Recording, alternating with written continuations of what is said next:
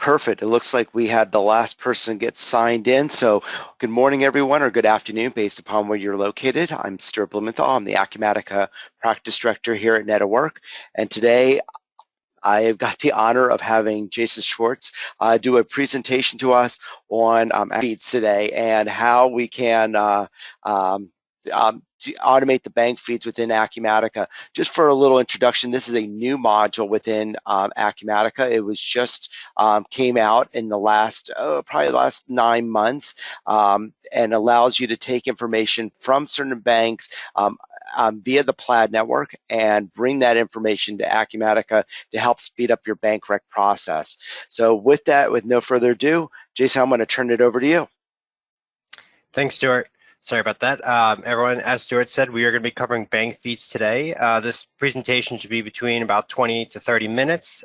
There's a question section off to the right that Stuart will be monitoring closely. So don't hesitate. Something comes to your mind, ask that question, and then we'll definitely address it at a perfect stopping point through the presentation. So the first thing I wanted to kind of show everyone or kind of reiterate is essentially how bank feeds were the older way in Acumatica. It was a more manual process, kind of consist of a couple different steps, which is one, going to your bank, obviously downloading the QuickBooks file or the various files that they offer. Acumatica is very flexible with the different formats. Probably using QuickBooks was the export that people, if you've been already using the product we're using, you would first get the file, download it, you would upload it into the import bank transactions tab in Acumatica or the screen. And then after that, you would kind of run through your reconciliation, the normal process.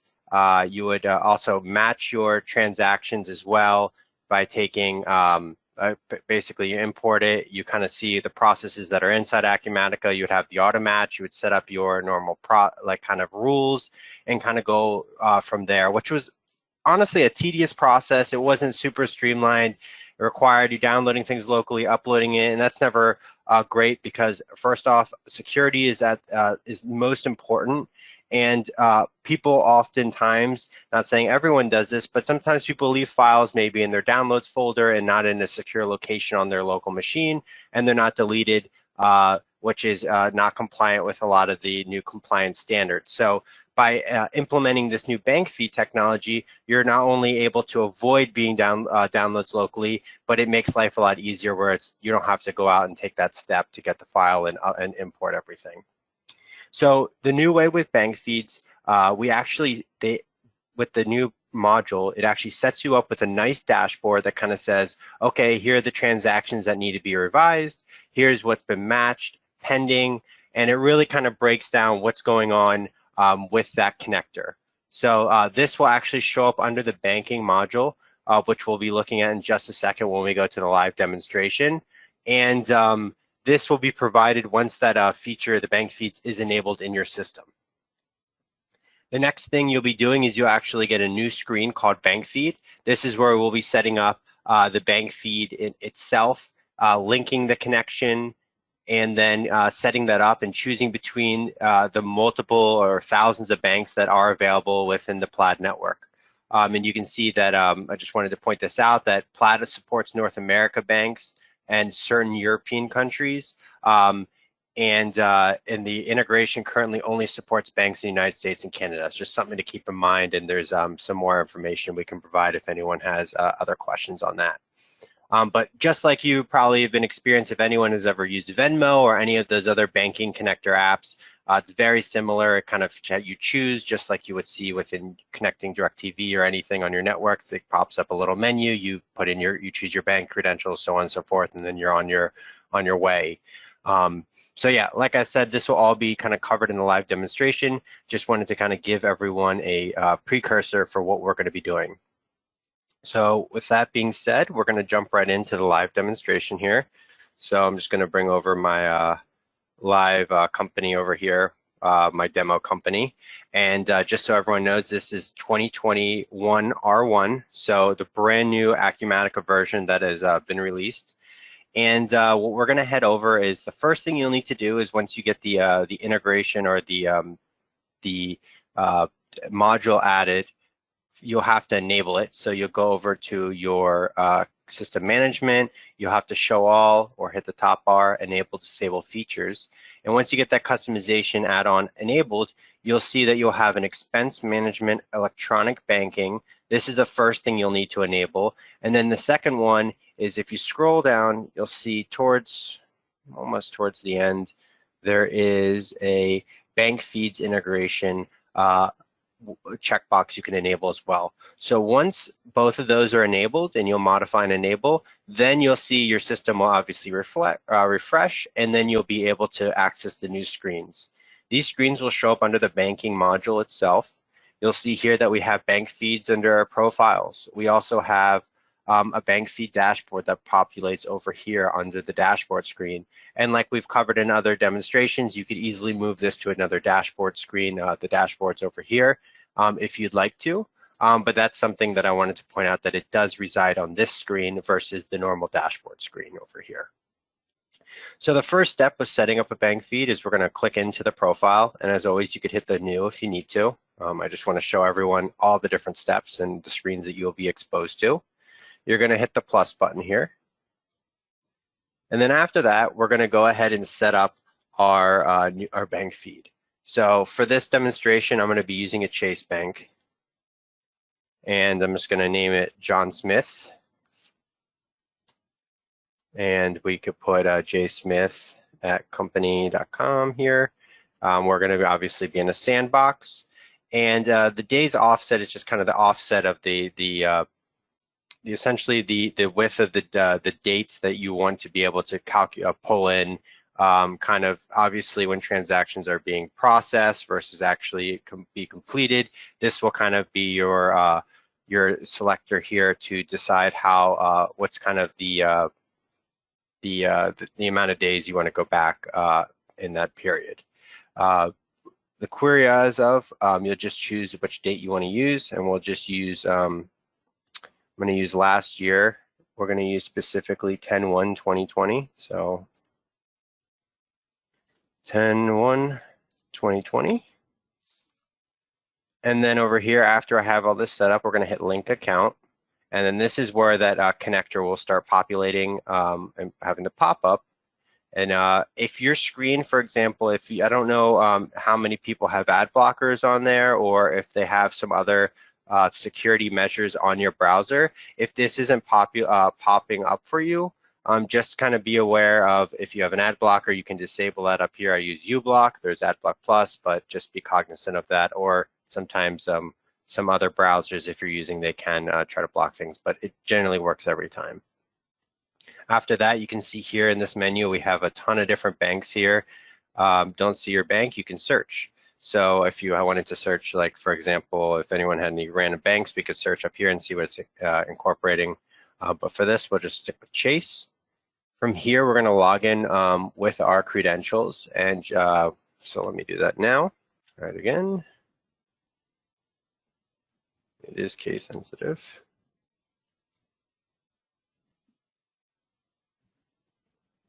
Perfect.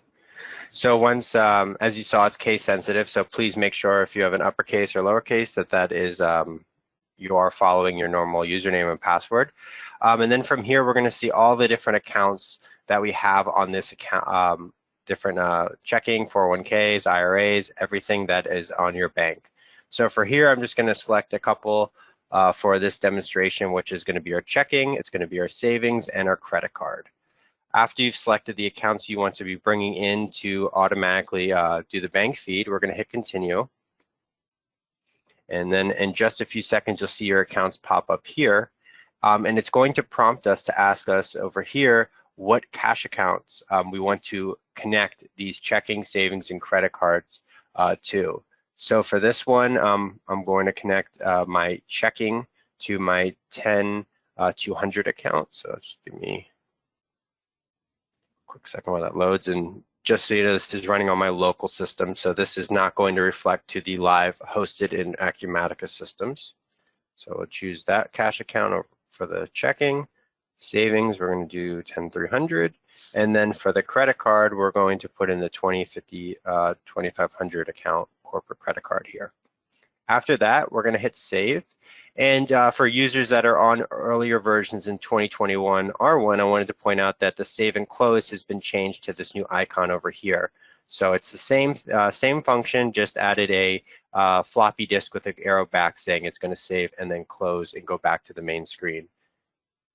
So over here, you'll have a tab for your corporate credit cards if you'd like to add any of them here and assign, and you can choose your credit card ID. So we could choose my corporate Visa, any of that information, your account ID, and then you can link the corporate credit cards with the employees with those cards over here.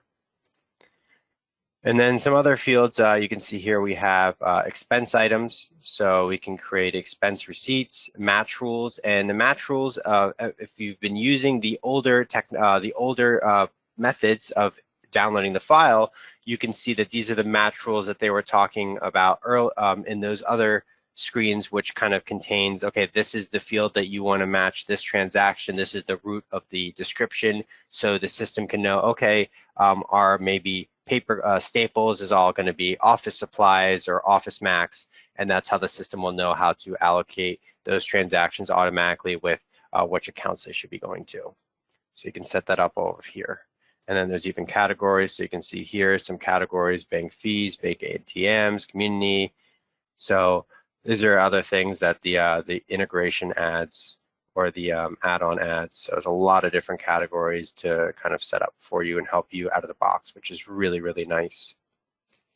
So after that, if you need to update, like for example, say your account was compromised or you change your bank account password every 30 or say like every 6 months, you can go ahead and go and update your credentials here. You can also show the access token if need be. This is the token that the system will use to connect, but these are all the new settings that you'll be using with bank feeds. They're not somewhere else within the system, so they keep it really straightforward. And then your status over here will show you kind of when the last time it was run, the run date, and all that information, so you know kind of when it's grabbing it. Now, the bank feeds, one thing I wanted to point out is the way that it's going to run is it's going to set up an automation schedule. And not to get too technical, but I wanted to point out that the time that it will automatically run will be in your automation schedules here. And you'll see there's a bank feed schedule. And this is already obviously set up to a time that Acumatica deems is the best time. But if for whatever reason you wanted to change it or see when that's running, you would go into your automation schedules, and you can see it's running every day at 6:04 a.m. once a day to gather that information with that credit card checking and all those transactions. So after that's done, then we can head over to our banking module here. We can go back and check the next process, which is instead of importing, because we now have the bank feeds to auto connect that, we're going to be able to process those bank transactions here. So you can see here that now that once the bank feed was connected, you'll have your 3 accounts. So we have our checking, savings, and credit card. And you can then go in and select on these individual. Keeps logging me out.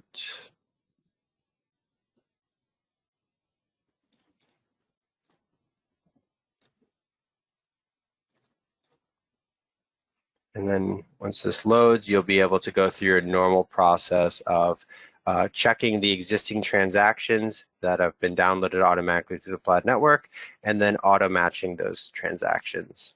So we can hit the auto match and then continue on as you would normally go through as if you were to download the file. So here we can auto match.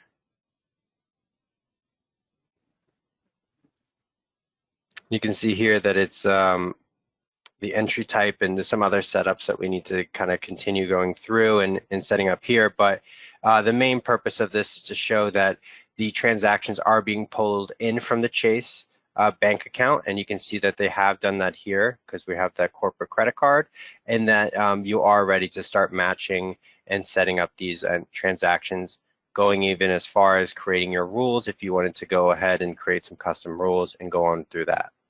Now, the final thing I wanted to go over that we covered in the introductory slideshow is the bank feed dashboard. So let's go over to the bank feed dashboard here.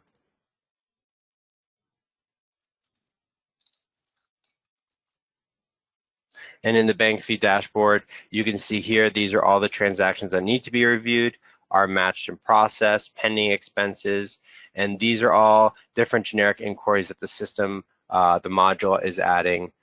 So we can click in, drill into these bank fee transactions, see kind of where they came in through which cash account, seeing what we need to be reviewing and what was processed, and it breaks it all down for you and even the all transactions here. So it's really, really an effective add-on, because not only is it preventing you from having things stored locally, it's being able to kind of show you at a broad scope of how many transactions you need to be processing, what has been accomplished, what isn't being accomplished, and then from there you can kind of address and start linking those transactions that need to be brought in every couple of days.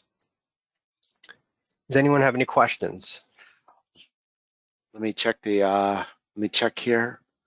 Oops, here we go. We got one. Sorry, my go to webinar. It's a little funky in terms of the questions here. So one of the questions that came from the group, can we download to have access to the webinar? Yes. Well, so just after this webinar, we'll be posting this up on our blog page. If you ever go out to www.netatwork.com/blog, and then underneath that page, just put in the tag Acumatica. You'll, in the tags, just drop down and click Acumatica. You'll be able to see all of our blogs out there. And in fact, if anyone wants, there's a lot of good recordings out there. One of the tricks, by the way, is if you scroll down to the bottom, sometimes it looks like there's nothing else there. If you say next page, there's a bunch on the next page. So I'm not sure why it does that. I've let our website developer know that it does that, but there's a lot of blogs out there. We will do that. If anyone wants a copy of the PowerPoint, please let me know. Happy to send out the copy of the PowerPoint as well on that. And as well, when you click on the video and you go to the YouTube, they're all put into a playlist. So you can kind of go through our entire playlist if you want to kind of watch everything in one go. So you can navigate to the website, or we even have these Acumatica. See, we have a full playlist right here with all of the videos that we've been creating over the past couple months and years. Perfect. Another question that came in is that can it duplicate the transactions if you're pulling it more than once in a day, Jason? So the system does have duplication monitoring, and it won't bring in stuff that it's already kind of processed. It does have checks to make sure that it's not going to bring in the same transaction twice. So that's not something you need to worry about. Perfect. Another question came in under the pricing. Can you please explain the pricing? And so the answer is yes, I'll be happy to explain this. So the way this is done is that it's sold under the advanced expense module. Now, I don't understand why they put it underneath there. I'm sorry to say that, but it is under the advanced expense module. And so what they do is that the price it depends upon the version you're on, but it's usually they just had a price increase. I think it's like $3,700 and some change for the module. This is an add-on module, so our additional module. So if you buy it after you have already bought Acumatica, there's a proration amount. And then you'll get prorated based upon your subscription. And based upon this quarter, Acumatica is offering a 50% discount on that module on your this year and on your next renewal. So just keep that in mind, that they are giving 50% off this module for this year as well as your next renewal. So that's a really good deal from that aspect. In addition to that, it comes with one bank feed. That's an important aspect. So if you have multiple banks that you want to have feeds through, those come in packs of 10. So you can buy a pack of 10 additional feeds. That's relatively inexpensive. It's $720 a year for 10 additional bank feeds. And then there is one little setup fee that comes from Acumatica on that as well. So just keep that in mind. I don't like any hidden charges or anything like that. So those are the charges overall. To get it set up. We do recommend having, our team will help with the setup and the training and all that. Now that we've got this better under control. This was a newer module, and we wanted Acumatica to help on the first couple ones. So I know a couple of our clients in here, they're just adopting it now, and we're bringing Acumatica in for that first couple ones just to make sure that everything is done right on that aspect. Great question so far. And then again, you do need to be on 2020 R2 for this version. So if you are any reason you're on 2020 R1 or earlier, you will need to be on the current. You will need to be on 2020 R2 or 2021 R1 for this version.